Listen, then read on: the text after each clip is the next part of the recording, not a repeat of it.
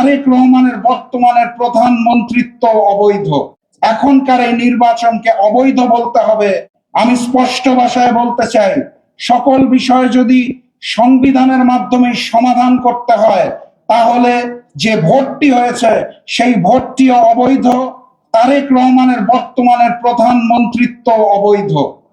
আমাদেরকে সংবিধান মেনে চলতে হলে এখনকার এই নির্বাচনকে অবৈধ বলতে হবে এবং মেনে নিতে হবে দুঃখের সাথে যে ফ্যাসিস্ট শেখ হাসিনাই বোধহয় বাংলাদেশের প্রধানমন্ত্রী হয়ে রয়ে গেছেন এখন, যেটা কোনোভাবেই সম্ভব নয়।